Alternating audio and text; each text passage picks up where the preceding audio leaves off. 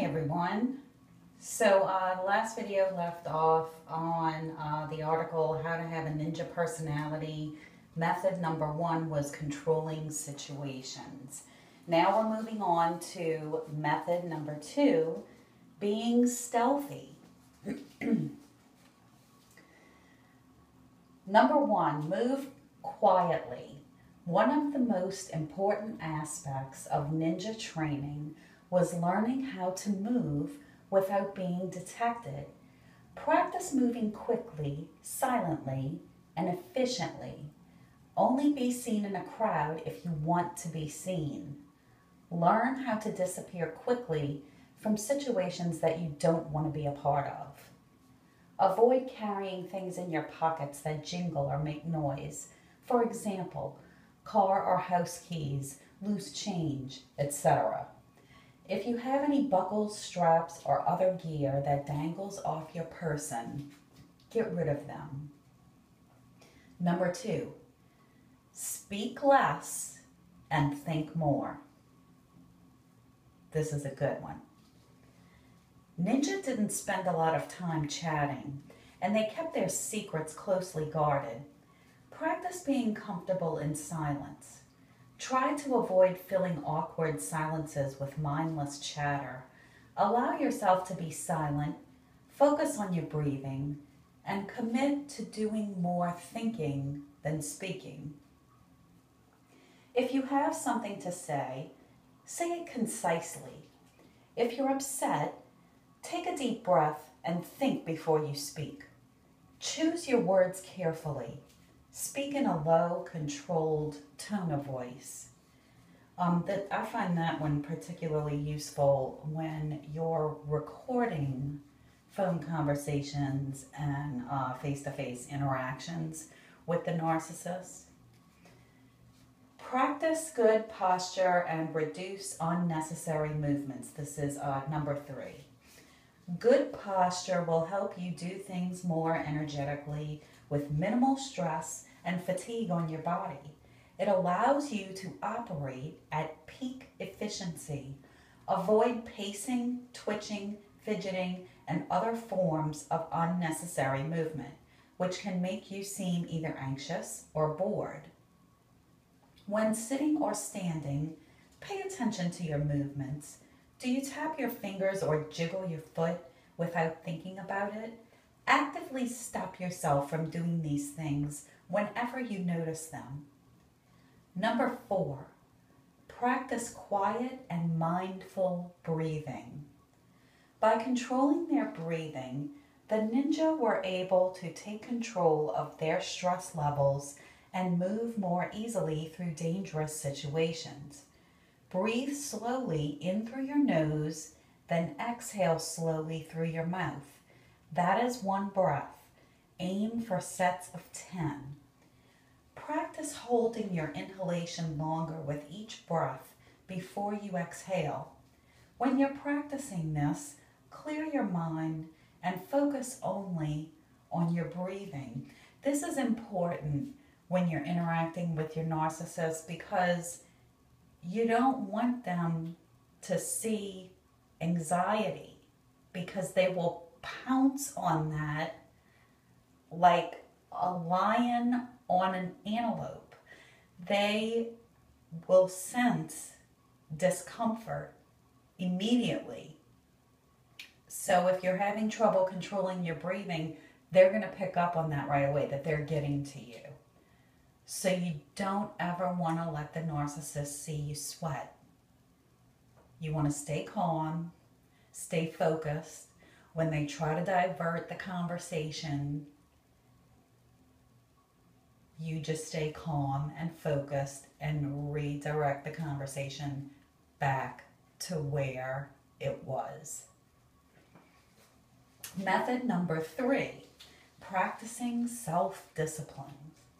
Wake up earlier. Self-control was a major part of the ninja personality. They spent almost all of their time mastering physical and psychological techniques. By waking at dawn, they were making sure they put as much time into training as they possibly could.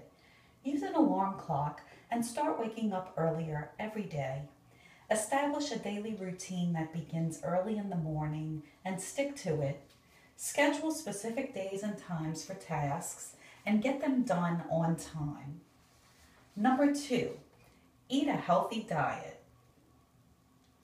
The ninja avoided meat, dairy, and sugar.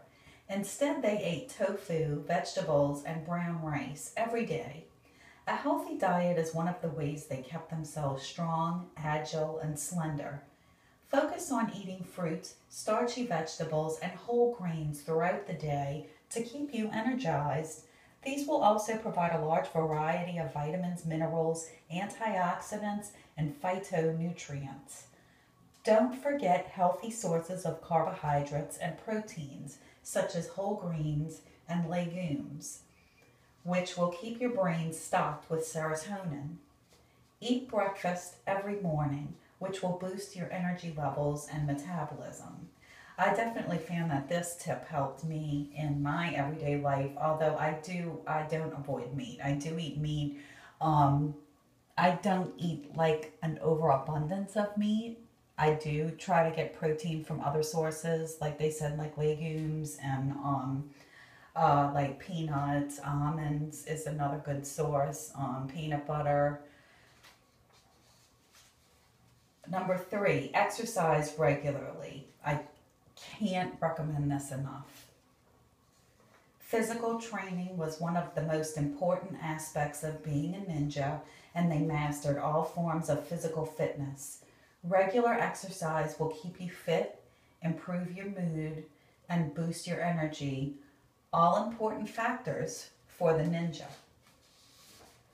Number 4, learn to meditate. Psychological training was just as important to the ninja as physical training.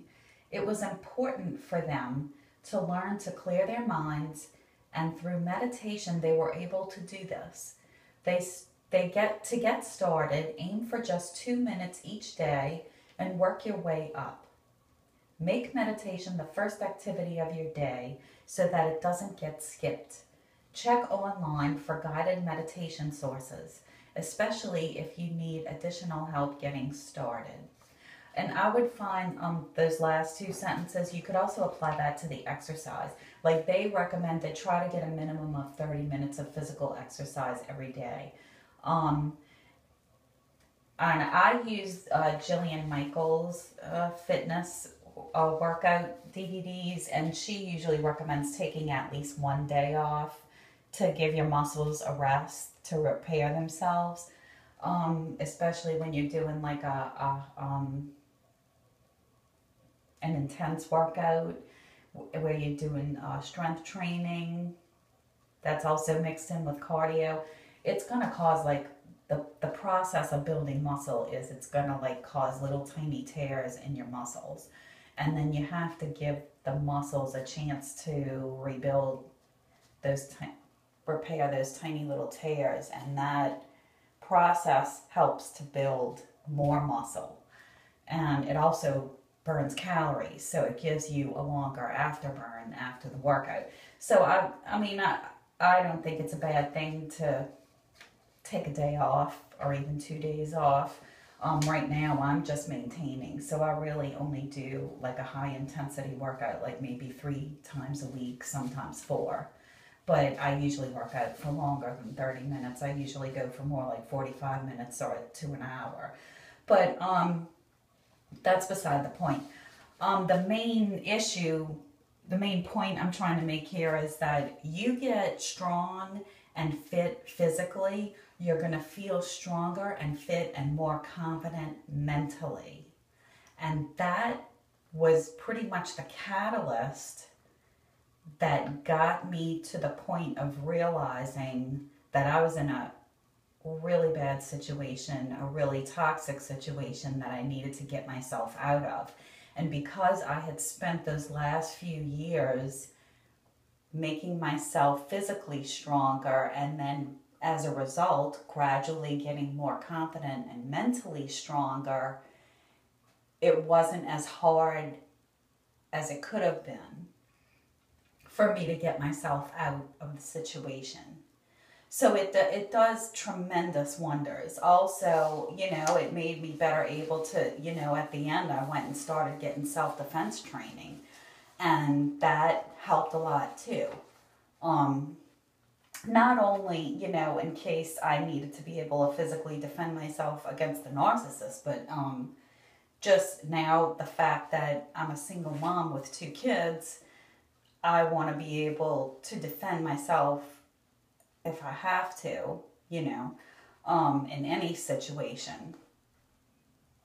So these were, I think, really practical and useful tips that you can definitely apply in your everyday life, as well as your dealings with your narcissist. You may say, Ninjamama, aren't you kind of advocating being sort of like the narcissist, being sneaky and data mining, and or maybe putting yourself in a dangerous situation? And I would respond to that like this. I would say, you know your narcissist best. If your narcissist is the kind of narcissist that's going to be extremely physically violent, or they have a lot of money and connections and power and can really, really destroy you, you gotta watch how you go about implementing some of these methods. I'm not saying it's okay to go into your narcissist castle and start snooping around by any means. The best time to snoop around is when you're still in the castle with the narcissist, and that's what I started doing, was starting to collect information while we were still living together. And then once we were physically separated, the internet can be a very good tool. Also, as part of divorce, you have to split up community property. I'm not sure how it works in other states. I'm in a community property state. I know not all states are like that, but we have to, as part of the community property division, we had to turn over all of our separate bank records and any kind of financial accounts, investments, what have you, that we have, so they can figure out what the community assets are, what the community debt is, and whatnot. And that was really what has helped me recently in determining whether or not King Infant was back on the drugs.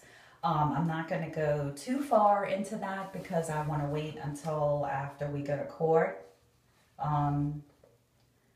I'll probably do a more specific update on that after we've gone to court.